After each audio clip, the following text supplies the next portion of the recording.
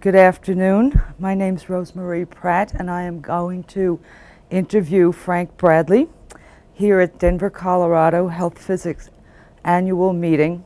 Today is June 28th in the year 2000.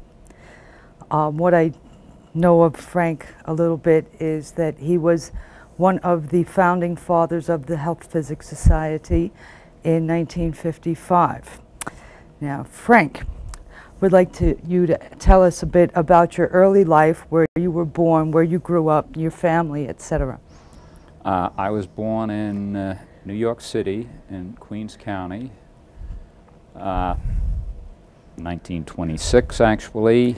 My father was a New York City fireman. We lived in Corona, Queens, not too far from the World's Fair. Very good. And how did you happen to choose the health physics science as your career? Well, first of all, when I got involved, I knew nothing about health physics per se. I, along with Herman Sember, appeared at Columbia University in, I believe, as I recall, June of 1949. I had just gotten a degree in electrical engineering from Manhattan College, and I had seen an announcement for a fellowship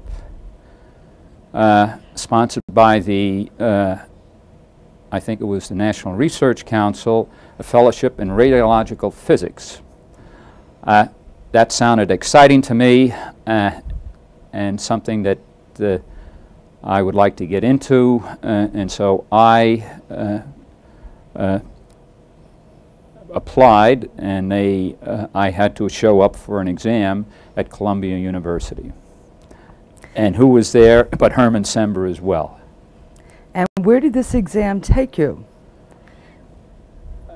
when you were accepted? After it, surprisingly, Herman called me a couple of months later. He had been accepted, I had been accepted, but then there was a long period there because we had to get what they called at that time a Q clearance. So everyone was asking your neighbors, and everyone was wondering what was up. In any case, both of us were accepted, and we appeared in Oak Ridge in, I believe, September of 1949. And who at Oak Ridge, of your teachers and mentors, had the greatest impact on your career? Well, I'd say there was a whole, you have to realize the atmosphere in Oak Ridge in 1949 when we appeared. They had just a couple of months before, I believe, opened it up. Before that, it was a closed city. No one outside knew what was going on.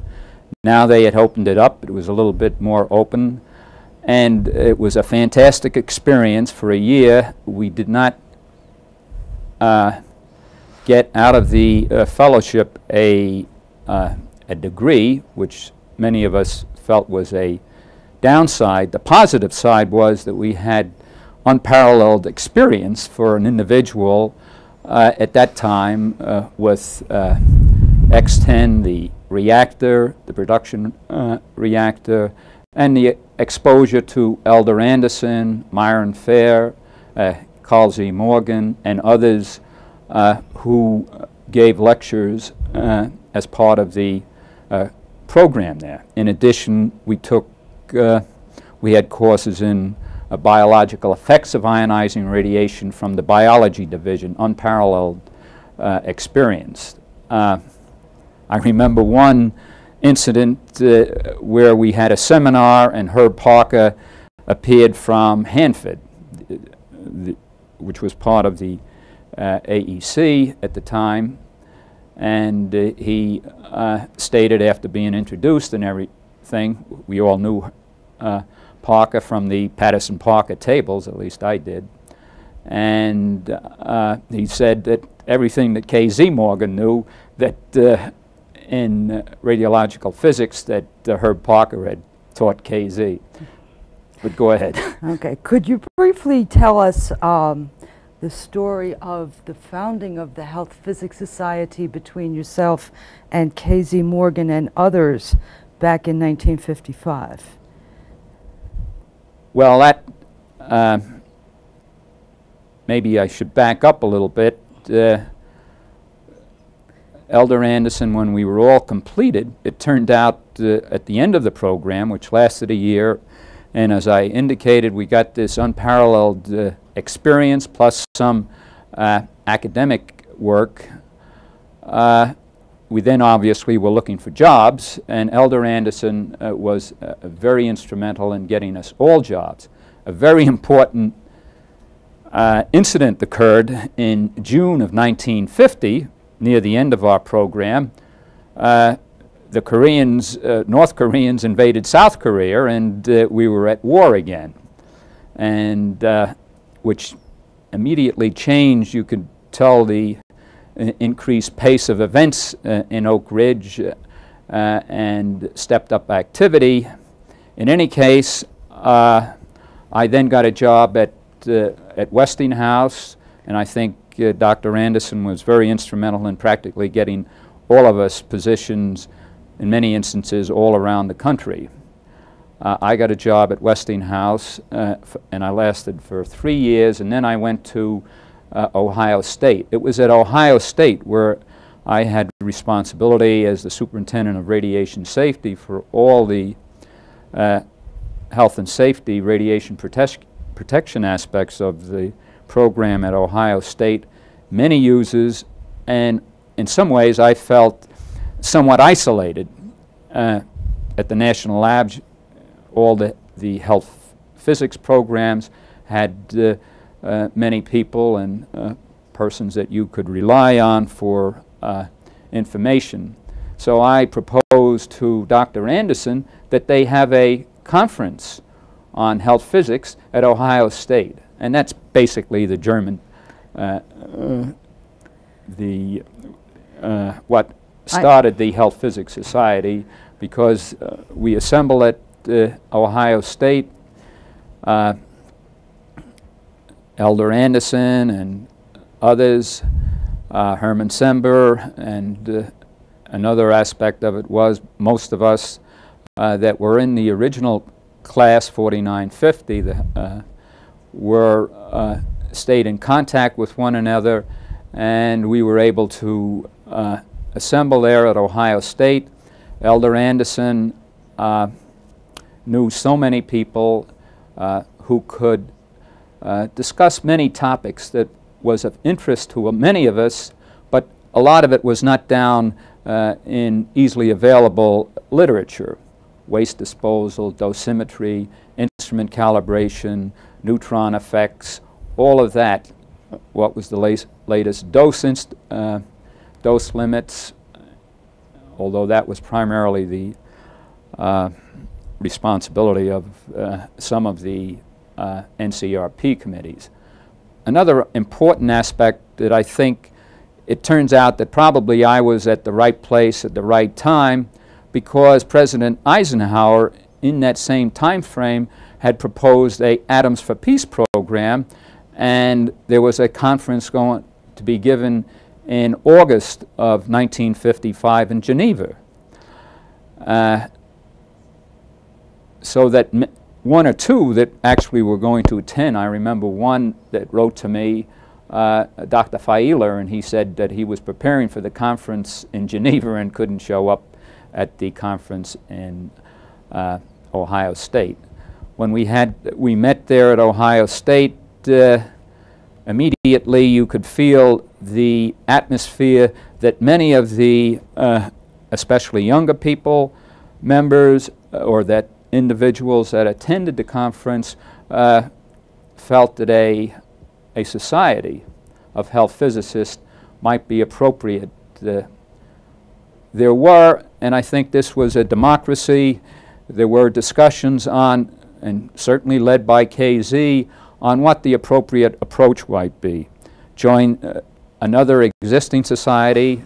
Many of the early members of the Health Physics Society were physicists and were members of the American Physical Society. So one alternative was to become a member of a section of the Health Physics Society, of the American Physical Society. Another suggestion, a branch or join up with the American Industrial Hygiene Association. There were people such as Ed Barnes, who was a respected member of the industrial hygiene profession, as well as director of the Health Physics and Radiation Protection Division at the Bettis plant for Westinghouse in Pittsburgh. Others felt that an independent organization, and many of the newer members, myself included, that if we formed our own society, we would soon find out fairly quickly whether or not what we were doing was a viable profession and could stand on its own without additional help from other organizations. If I may ask, at this time, was there also a concern about the global fallout? Absolutely. There was many of the individuals that attended, and that I think was obviously a very hot topic, or a topic on the agenda, because the public was very much concerned about the fallout from nuclear weapon testing. I think President Eisenhower and his Atoms for Peace program was attempting to turn the public's attention away from the weapon aspect of nuclear energy and fission towards the peaceful uses.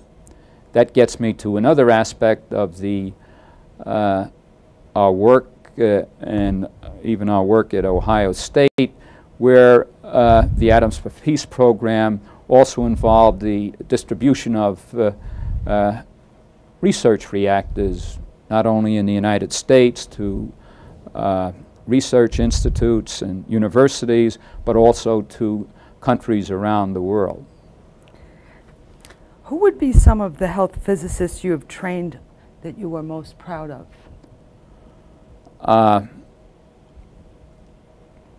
Well, I was involved with training many people, but only not in any academic sense at Ohio State, because we just gave short training courses for those people that would handle radioactive material.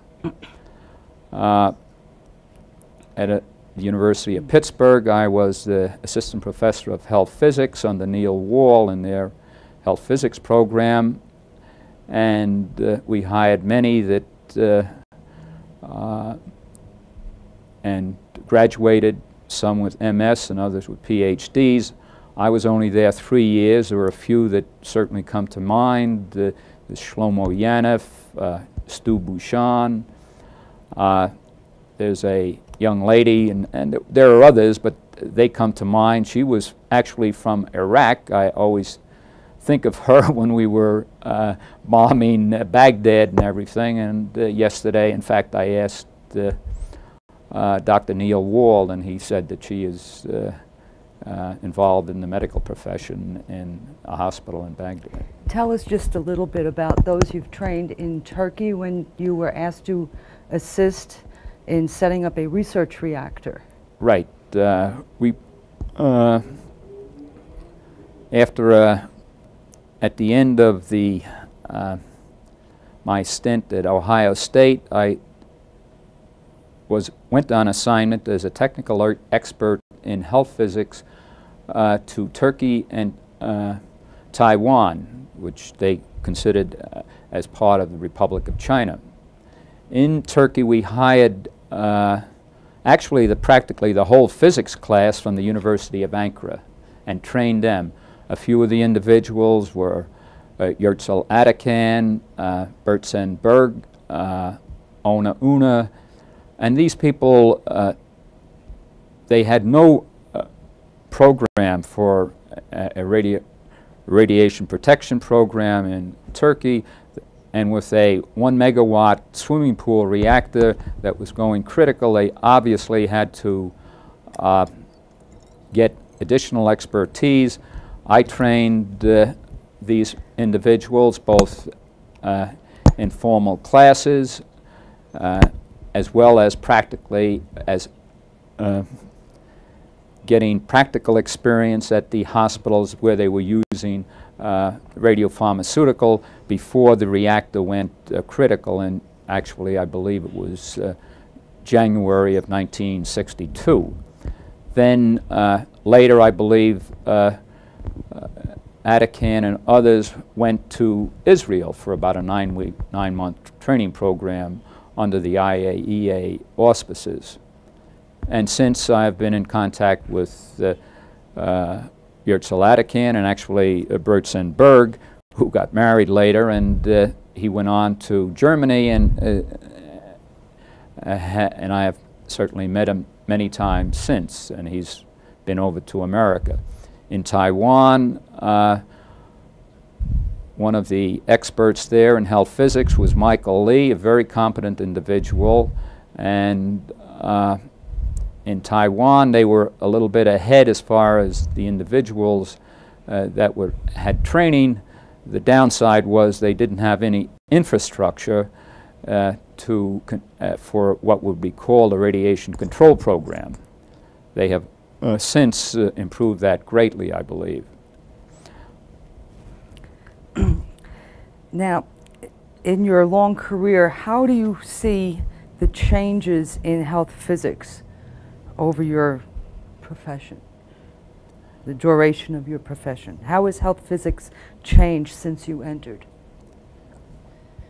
Well, of course, I would say health physics, what we eventually called health physics, was in 1950, 1949-50, to many of us, a new profession that would have very vast opportunities, because, at least as far as I was believed, that the fission process was a unique source of energy, both for power and the production of radionuclides for industry and medical use, that there would be a vast use of these radionuclides and radiation in general, and that there would be a very important need for persons with this background. And certainly in the first years this was the case, with this practical experience that we had with reactor and working with radioactive material initially at Oak Ridge. Today it's a little bit, and I might say certainly in the early days many of us were involved with civil defense. It turns out that nuclear weapons now gone because the Cold War is over, but it was an ever-present presence for persons with our background and experience. We were always called upon to answer the questions about fallout. We were asked to, in the case when I was worked at Ohio State University, I was asked to be the assistant state civil defense director, for example. So it was, nuclear weapons was a part of our life, but from my standpoint, now the most important part is to control their use and the non-proliferation aspects of it. As one part of my career, I did work for a year at Isotopes Incorporated, and I did get a chance. At that point in time, we were concerned with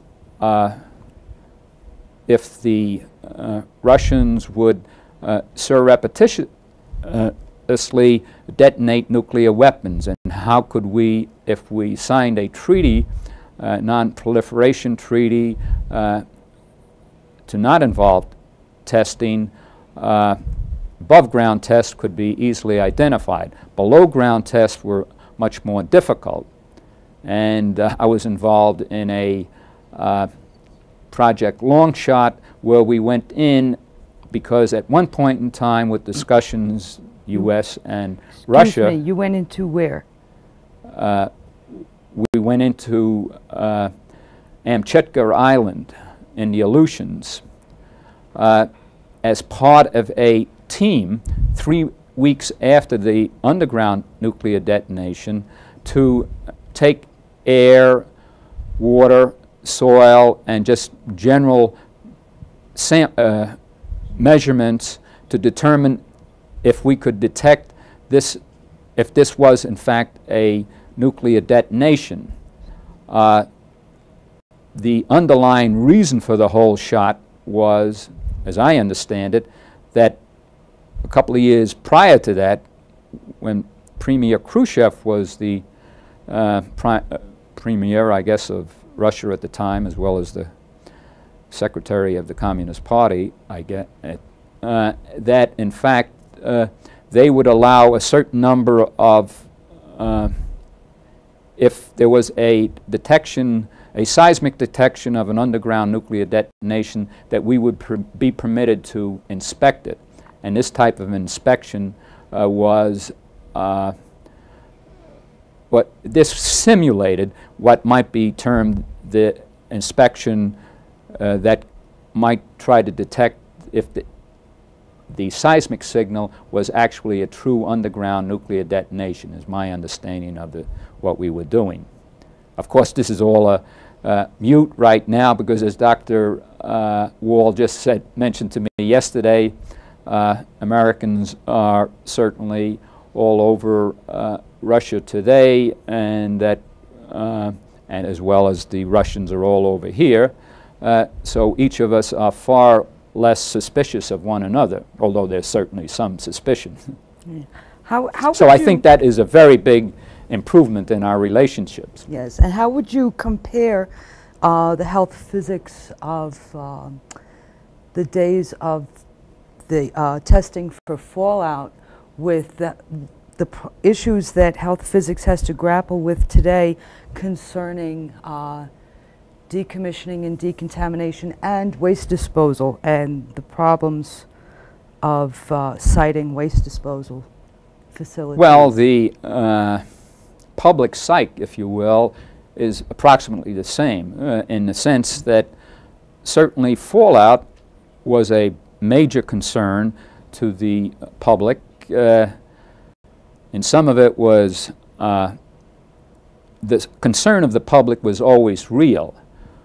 Whether or not there was a great there was a need to be that concerned about it is another story, but certainly everyone understood in the late 60s, excuse me, in the late 50s and early 60s, with the thermonuclear weapons, that worldwide fallout certainly could be a major concern, because the number of fission products that were injected into the atmosphere and then were deposited around the globe, both by ourselves and Russia, was a major concern. This, but anything that, when you mention radiation, the public is concerned about this, and unless the individuals, the experts, give a true, accurate picture, and many of the public, as well as stimulated by others, that the information was not always accurate, the people work not now the people are very much concerned about radiation in general. This fear of the something that you cannot see or feel. You see that the public is more fearful today, and I think the underlying fear has the same source, in the sense of fear of the unknowns, what you cannot see. And of course, it is hyped up by the media, because the media understands that if you mention radiation, ionizing radiation, and certainly in some aspects of it, that the public is very much concerned. It is difficult to get what I would call a even, balanced view of it. Yeah, and the public can put up many more roadblocks today than they did back in the 50s. That is true, but I would say even in the 50s, the people went to the source of power as the Congress, and there were extensive hearings on fallout, and a lot of those were certainly taken into consideration when treaties were made with the Soviet Union. Okay. Well, I think we should start wrapping this up.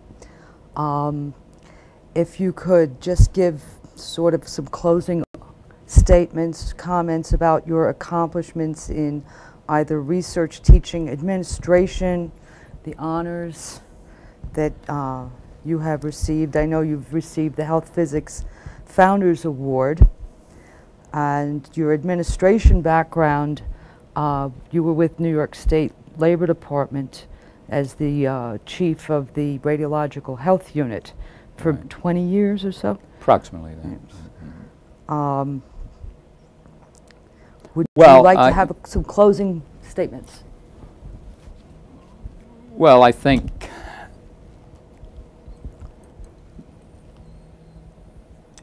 when I was at Ohio State, I was involved with the physicians there and using radioactive material. It was a time of dynamic, changing use of the radionuclides in medicine.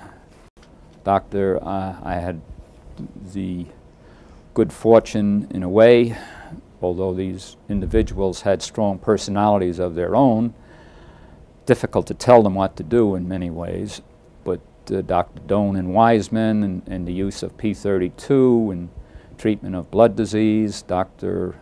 Myers in the use of many radionuclides, gold 198 as replacement for radon, and Dr. Henschke in the use of particularly iridium 192.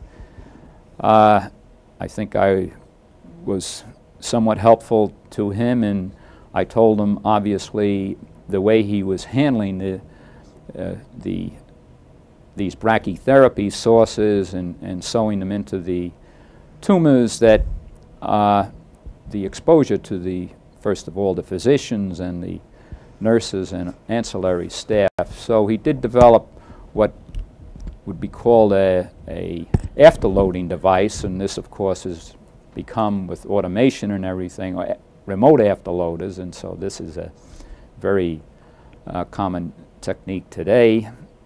I think I was instrumental in initiating the radiation protection programs both in Turkey and on Taiwan. Nothing happens overnight. It took a while for the radiation control programs to develop fully in Turkey as well as in Taiwan. I was recently in Albania, or recently, it's been over 6 years now, in Albania and made some recommendations. I think, as many of the early health physicists, spent time overseas in improving and initiating radiation control programs.